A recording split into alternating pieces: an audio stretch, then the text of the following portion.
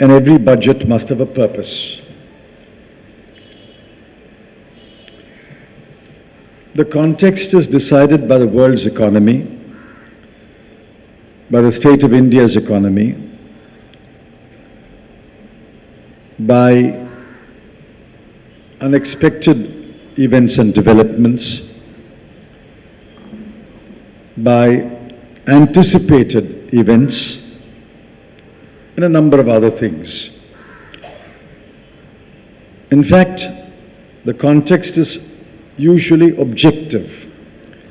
We know where we stand, what are our strengths and weaknesses, and what are the opportunities and the threats.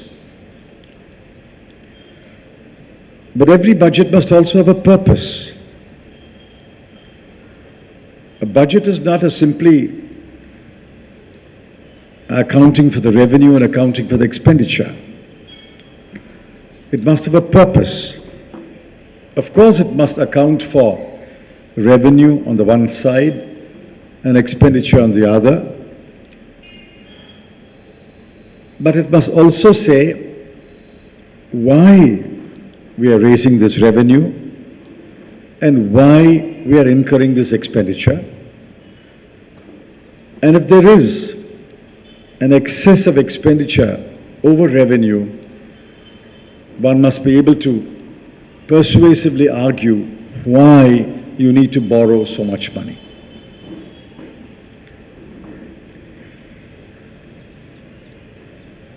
Unfortunately, Union Budget 2018-19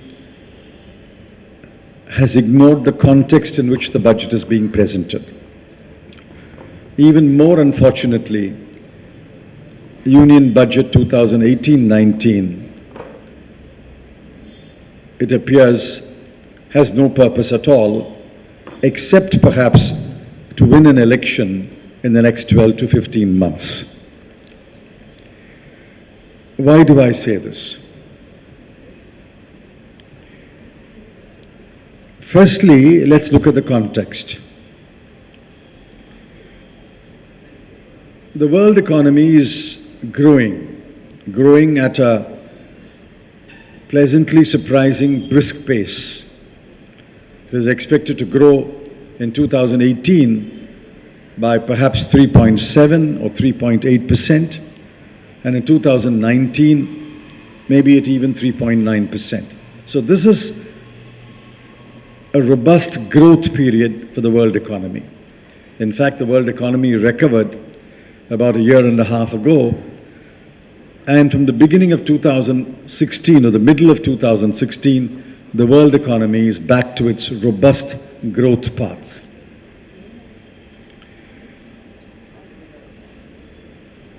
While there are headwinds, and there will be headwinds at any time, one does not anticipate too many headwinds for the world's economy, except perhaps the name Mr. Donald Trump. Apart from Mr. Donald Trump, one can't imagine any headwinds to the world's economy.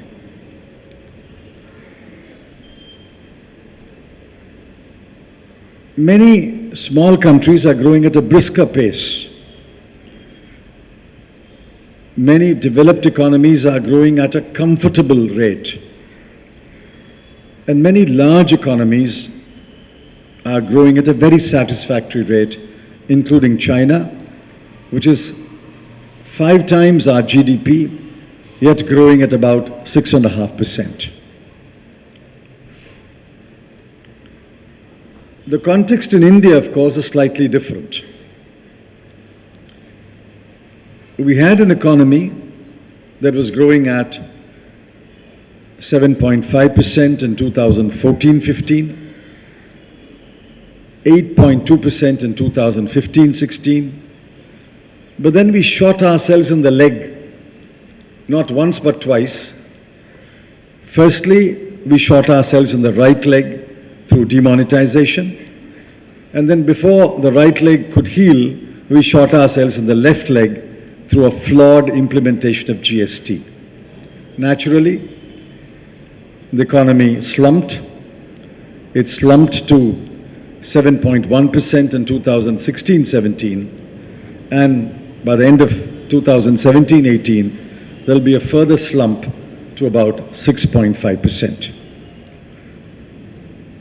It's a disheartening, disappointing slump, but yet, even after the slump, India's economy will be growing by 6.5%. So the context is not an unfavorable context.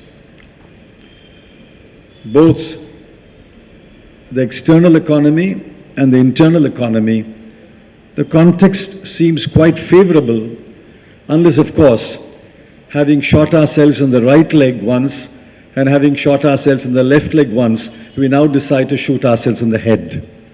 I sincerely hope that they will not shoot ourselves in the head.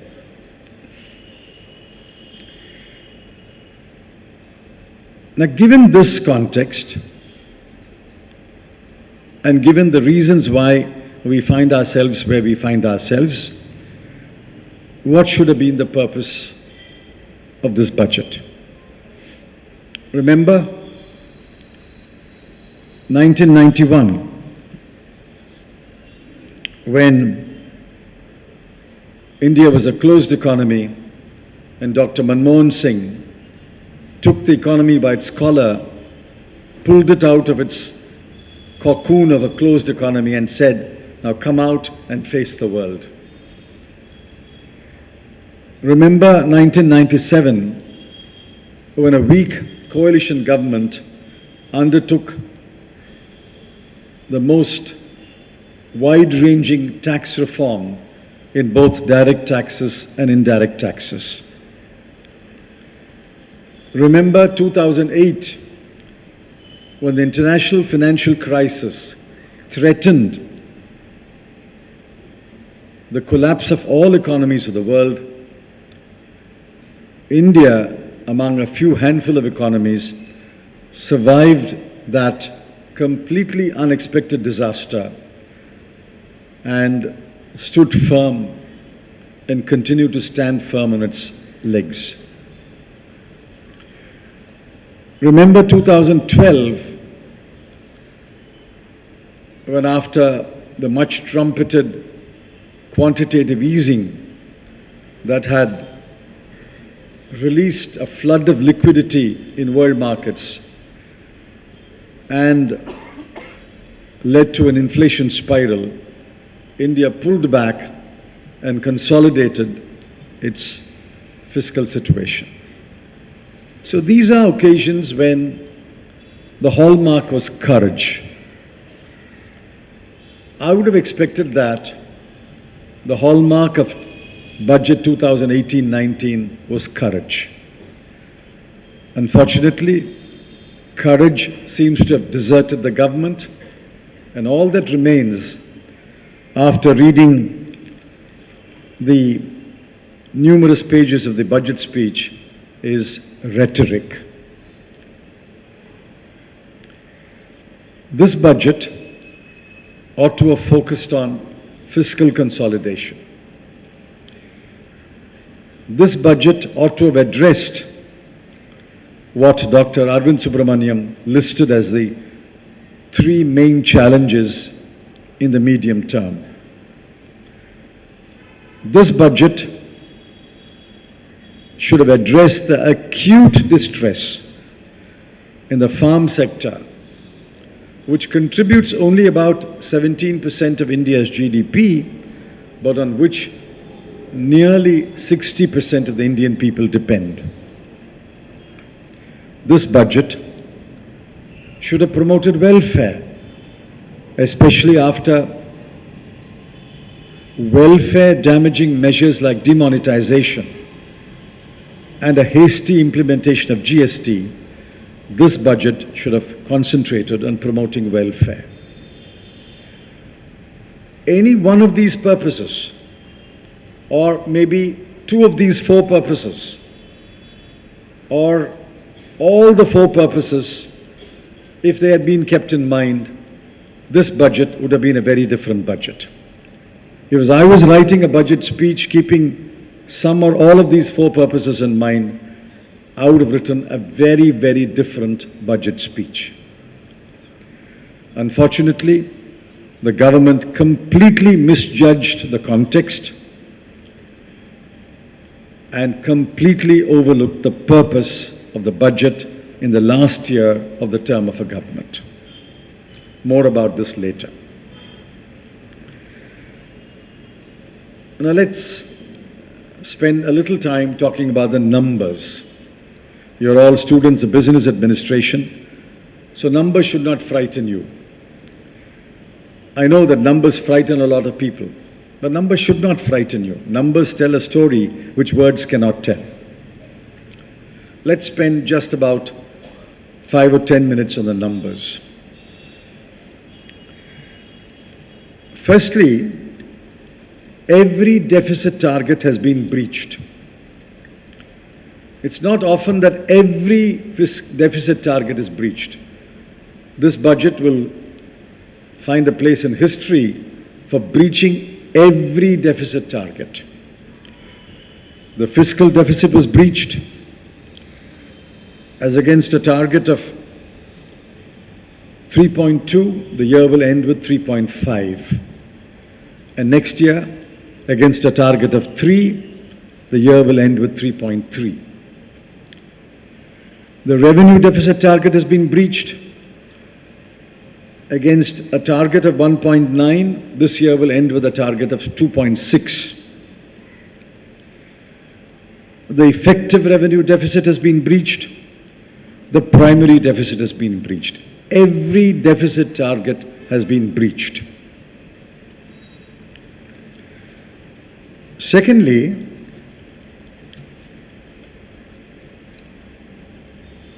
there is a disquieting liberty has been taken with the kind of expenditure that we will make. By breaching the fiscal deficit by 0.3%, government will borrow an additional 48,000 crore rupees. You must add to this number 37,000 crore rupees, which the government should have borrowed, but it asked its proxy, the ONGC, to borrow in return for government's shares in HPCL. In fact, it is proxy borrowing on behalf of the government.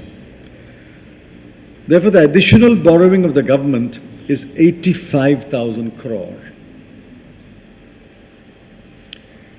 If I borrow 85,000 crore,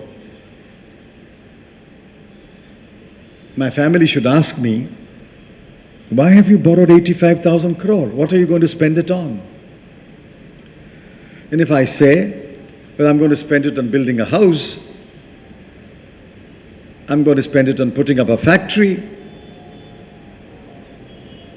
that would make sense to my family. But where is this 85,000 crore going? The entire additional borrowing and more, let me repeat that, the entire additional borrowing and more is going into revenue expenditure.